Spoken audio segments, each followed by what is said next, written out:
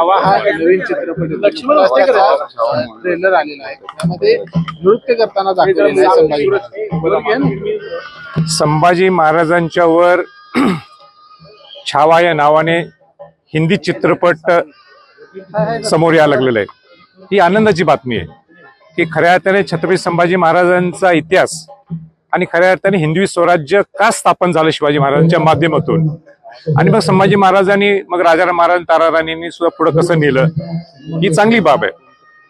लक्ष्मण उतेकर हे जे डायरेक्टर आहेत यांची पूर्ण टीम मला भेटली होती मुंबईत, आणि मुंबईत भेटल्यानंतर त्यांनी मला हा जो क्लिप आहे ही क्लिप मला ती दाखवली होती। पण मी त्यांना सांगितलं होतं की मला पूर्ण चित्रपट हे पाहायला द्या, बघायला द्या, इतिहासकारांना मी तुम्हाला जोडून देतो, जेणेकरून कुठं काही चूक असेल किंवा कुठं काही दुरुस्ती असेल ती आपण तुम्हाला दुरुस्ती जर सांगितलं तर हा खऱ्या अर्थाने संभाजी महाराजांचा पिक्चर, संभाजी महाराजांची हा जे चित्रपट काढलेला आहे हा पूर्ण जगाभरात पोहोचू शकतो। पण त्यांच्याकडून अजून काही माझ्याकडे इतिहासकार मंडळीनं आम्हाला बोलवलं नाही की जेणेकरून आपण त्यांना ग्रीन सिग्नल देऊ शकतो। पण एकंदरीत जे तुम्हाला पाहायला मिळते त्यांच्या त्याला काय म्हणतो आपण ट्रेलर मध्ये की छत्रपती संभाजी महाराज लेझिम खेळताना किंवा लेझिम खेळत असताना डान्सच्या स्वरूपात खेळताना, तर लेझिम ही आपली सांस्कृतिक ठेव आहे आणि लेझिम खेळणं काही चुकीचं नाहीये, पण ते गाण्याच्या स्वरूपात आपला आनंद उत्सव साजरा करत असताना हे सिनेमॅटिक लिबर्टी कितपत योग्य आहे कितपत योग्य नाही ह्याच्यावर जरा चर्चा होणं गरजेचं आहे। ह्याच्यावर एक सगळ्यांनी विचार विनिमय करून सगळ्या इतिहासकारांनी ज्यांचा याच्यावर अभ्यास आहे या सगळ्यांनी एकत्र बसणं गरजेचं आहे, आणि सिनेमॅटिक लिबर्टी कुठल्यापर्यंत आपण घेऊ शकतो, त्यांचा लेझिम खेळणं हे काही चुकीचं नाहीये, हे तुम्ही स्पष्ट म्हणतो, ती आपली सांस्कृतिक ठेव आहे आणि आज अनेक वर्षापासूनची परंपरा आहे ती।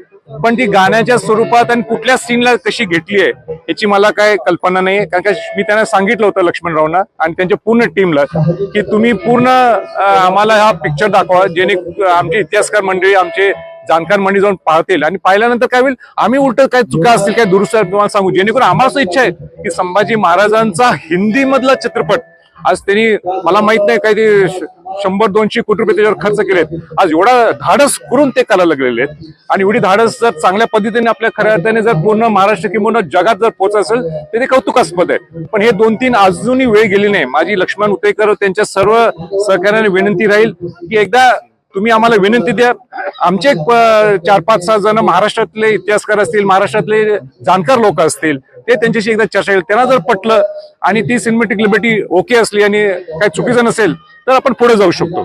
डान्स पण तोच माझं म्हणणं आहे, लेझिम खेळणं हे काही चुकीचं नाहीये, लेझिम खेळणं काय, कारण आपला तो सांस्कृतिक ठेवा आहे, पण त्याचबरोबर तो नृत्य म्हणण्यापेक्षा डान्स म्हणजे ज्याला इंग्लिशमध्ये आपण डान्स म्हणतो ते गाण्याच्या स्वरूपात डान्स म्हणतो, ते कितपत लोकांना पटेल हा प्रश्नचिन्ह, त्याच्यासाठी बसणं गरजेचं आहे, त्यांच्याशी विचार विनिमय गरजेचं आहे। पण ओव्हरऑल त्यांनी मला जे एक हिंदवी स्वराज्याचं जो उद्दिष्ट आहे ते त्यांनी मला सांगितलं, त्यात मला काही चुकीचं वाटलं नाही।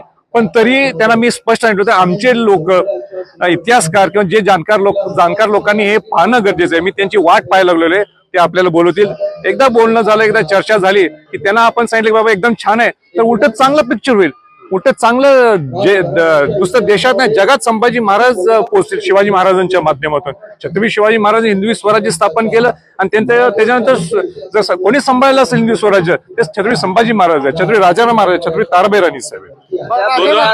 कालावधी ज्यामध्ये दाखवलेला आहे ते संभाजी महाराजांच्या राज्याभिषेक नंतरचा हा डान्स दाखवलाय, छत्रपती शिवरायांच्या निधनानंतर 9 महिन्यातच असा डान्स करू शकतो म्हणून याच्यावर मी काही स्टेटमेंट करणं हे उचित नाहीये।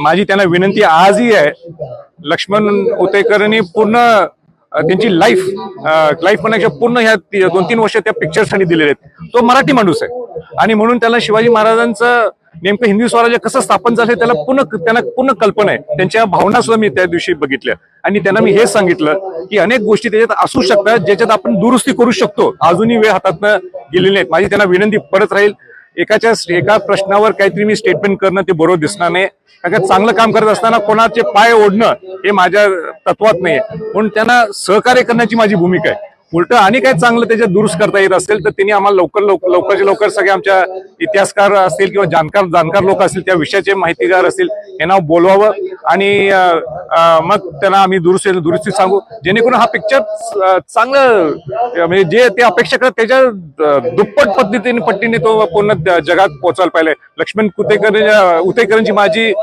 पहिल्या दिवशी जेव्हा मला एक आठवड्याच्या अगोदर तिने मला स्क्रिप्ट दाखवली होती किंवा तिने मला थोडं सांगितलं होतं, त्यांना मी तेच सांगितलं होतं की तुम्ही हे सगळं करताय, चांगली बाब आहे, तुमचं कौतुक आहे, तुम्ही धाडस करायला लागले, संभाजी महाराजांच्यावर पिक्चर काढायला लागले, पण हे करत असताना सुद्धा तुम्ही जाणकार लोक, इतिहासकार लोकांना हे दाखवावं अशी मी त्यांना विनंती केली. मी त्यांची वाट पाहत आहे. अजून त्यांच्याकडे काय रिपोर्ट, माझ्याकडे काय रिस्पॉन्स त्यांच्याकडे आलेला नाही. निमित्तानं वाद निर्माण होताना पाहायला मिळतात. पुण्यामध्ये सुद्धा आंदोलन आहे ते केलं जाते. या सगळ्यावरती आता कशा पद्धतीने माझी विनंती राहणार आहे डिरेक्टरना आणि त्यांच्या पूर्ण सगळ्या सिस्टमला की इतिहासकार आणि जाणकार लोकांना एकत्र आणावं. एक तर संभाजी महाराजांच्यावर तुम्ही पिक्चर काढताय हे धाडस आहे आणि ते धाडस कुठं उलट सुलट जाऊ नये म्हणून त्यांना सहकार्य करण्याची आमची सर्वांची भूमिका आहे. म्हणून एकदा तुमची आमची भेट व्हावी. एकदा जशी पहिली त्यांनी माझी भेट घेतली आणि माझं हेच त्यांना म्हणणं होतं की लक्ष्मणराव तुम्ही एकदा मीटिंग लावा, एक जाणकार लोकांना आणि सगळ्या इतिहासकारांची एकदा एक संवाद साधूया, जेणेकरून काय थोड्या असे काही गोष्टी असतील तर आपण दुरुस्त करू. आमचा हेतू एकच आहे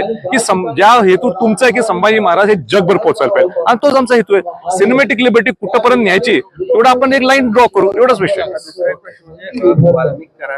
आयसीयू मध्ये ऍडमिट केले पोटदुखीचं कारण, मात्र त्यांना ऍडमिट केलेलं असताना हे सगळं प्रकरण निकाली करण्यासाठी त्यांचं खून होईल अशी खून होईल नाही असं कोणी करू नये. म्हणजे शेवटी ही लोकशाही आहे आणि लोकशाहीत सगळ्यांना आपला अधिकार असतो की न्यायालयात जाणं, आणि म्हणून जे तृप्ती देसाईंनी काहीतरी स्टेटमेंट केलं आणि वातावरण परत गढूळ करणं हे काय बरोबर नाही. मला वाटतं पोलीस त्याची खबरदारी घ्यायला लागले. पोलिसांची जबाबदारी आहे आणि अशी काही स्टेटमेंट्स करणं आणि वातावरण परत सगळं गढूळ करणं हे तृप्ती देसाईंनी करू नये असं माझं त्यांना स्पष्ट मत आहे. आपण सुद्धा कोणी सरकारमध्ये असू दे आपल्या सरकारवर थोडा विश्वास ठेवायला पाहिजे, पोलीस डिपार्टमेंटवर सरकार आपण विश्वास ठेवायला पाहिजे. एक असे वादग्रस्त स्टेटमेंट्स करून वातावरण गढूळ करणं हे काय बरोबर नाही. आणि मला वाटतं आपल्या बरोबर पोलीस डिपार्टमेंटला सुद्धा त्यांनी त्यांची जबाबदारी माहिती आहे, त्यांना त्यांचं कर्तव्य माहिती आहे, ते पार पाडतील असा आम्हाला विश्वास आहे.